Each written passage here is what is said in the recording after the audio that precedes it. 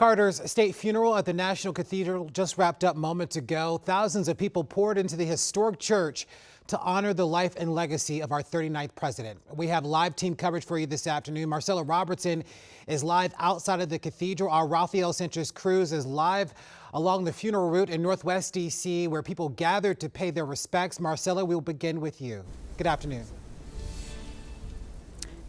Larry, good afternoon to you. Well, you know, today, the end of this service really marks the end of former President Jimmy Carter's final trip to Washington. His casket getting ready to be escorted down the steps here of the National Cathedral. And that motorcade we are expecting to leave here shortly will head to Joint Base Andrews. And, you know, during this service, we heard a lot of tributes. We heard a lot about President Carter's personal life, his faith, his love for his family. Those are two things that we heard about quite often. But we also heard about his presidency. There was really this resounding message that even though he may have been a one-term president, that his accomplishments during that time still deserve credit, and that those accomplishments were still very impactful and long-lasting. Now, this morning, Mr. Carter's casket was carried into the church. His grandchildren followed behind. They were serving as honorary pallbearers this morning at this service. I want to talk a little bit more about these tributes. Jason Carter spoke about his grandfather, just an incredible speech, a little bit of humor in there as well.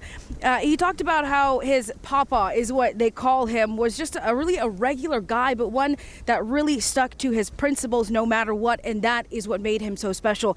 Of course, President Biden delivering the eulogy. He also spoke about Jimmy Carter's character and about a life fully lived. Take a listen. The story of a man who was at once driven and devoted to making real the words of his Savior and the ideals of this nation.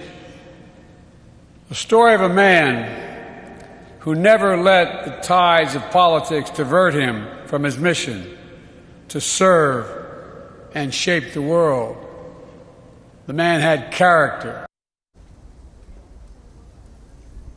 And I also want to mention that, you know, all of the events that we have seen unfold here over the last few days, from Georgia here to the nation's capital, they have really been in the works, have been planned for decades. And Jimmy Carter had a very intimate role in this. He played a very close role in some of the details. And this is really how he wanted his story, his final story, to be told. Now, again, right now we are awaiting the casket to be brought out of the National Cathedral after this service. A motorcade will escort the president's remains to Joint Base Andrews, where a special mission 39 in honor of the 39th president of the United States will be taking his remains back to his home state of Georgia. There is a private burial service planned for later this afternoon in his hometown of Plains, and he will be buried and laid to rest next to his late wife, Rosalind Carter, his wife of 77 years.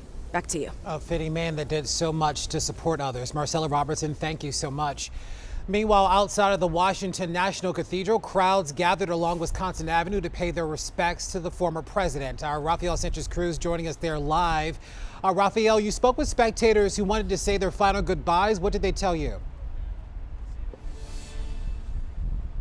Yeah, Larry, it wasn't a huge crowd, but it was definitely an enthusiastic one. The heavy security presence around the cathedral, and of course, the cold temperatures definitely played a part, but we're talking about people that had to walk blocks, withstand the frigid temperatures, and walk on these icy sidewalks just to snag a spot along the route to pay their respects to former President Jimmy Carter. Now, we had entire families come out here to teach the younger generations a lesson left behind by the 39th president, lessons like what it means to be of service to others. I spoke to students who missed class because they said they wanted to be a part of this historic moment. We had others tell us that it was good to see people come together following such a divisive presidential election. And of course, we had people who came out here because they remember President Jimmy Carter in the White House.